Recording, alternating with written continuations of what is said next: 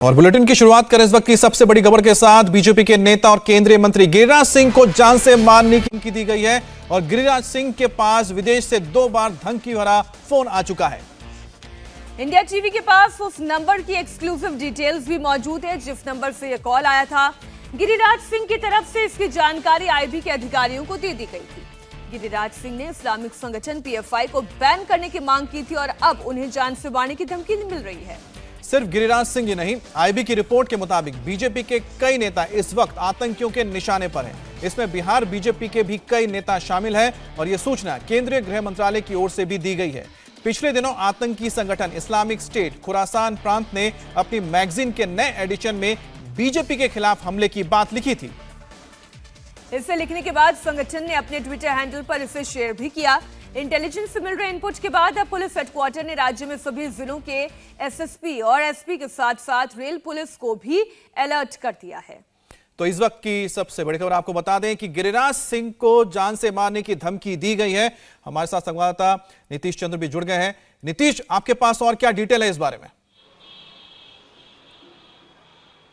देखिए, हमारे पास ये जानकारी है कि गिरिराज सिंह के पास कॉल आए थे और अभी लगातार ये इस तरह के कॉल आ रहे हैं जिसको अब वो लोग रिसीव नहीं कर रहे हैं।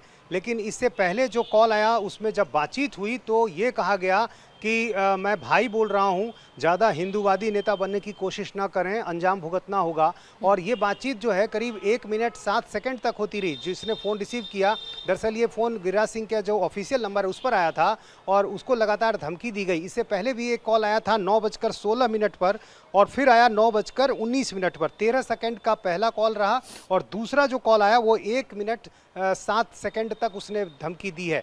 तो उसके बाद पुलिस को जानकारी दी गई, आईबी को जानकारी दी गई आधिकारिक तौर पर। और उसके बाद जब पता किया गया तो ये पता चला कि ये कॉल दुबई से आया था और इसी तरह के नंबर से पिछले कुछ दिनों से लगातार फ़ोन आ रहे हैं। हालांकि अब उस कॉल को रिसीव नहीं किया जा रहा है, लेकिन जो फ़ोन पर बात हुई, जिसने फ़ोन किया उसने साफ तौर पर गिरिराज सिंह को धमकी दी और धमकी भरे लहजे में कहा कि वो सावधान रहें, हिंदूवादी नेता बनने की कोशिश ना करें। और जो उसका डिटेल्स निकाला गया तब ये पता चला कि ये दुबई का नंबर है और उसमें जो उसका नाम आया था इस नंबर पर उसमें कास्कर टाइटल था। तो अब पुलिस इन सारे पहलुओं को देख रही है कि आखिर ये कौन लोग थे।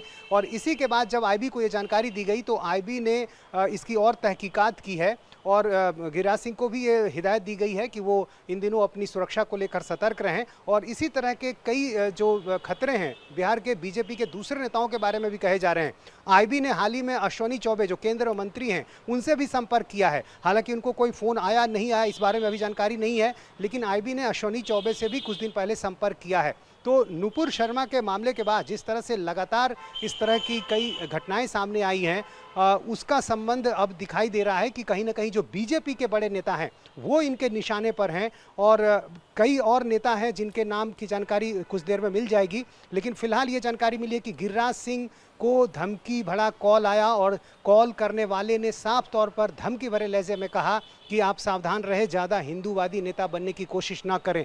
तो फिलहाल जो इंडिया टीवी के पास जो एक्सक्लूसिव जानकारी है और जो फ़ोन आया था उसका जो डिटेल्स है वो ये साफ तौर पर बता रहा है कि अब बिहार में बीजेपी के जो कई नेता हैं वो आतंकियों के निशाने पर हैं। इंडिया टीवी हर वक्त हर जगह डाउनलोड करने के लिए सर्च करें India TV news Google play store या ऐप स्टोर पर।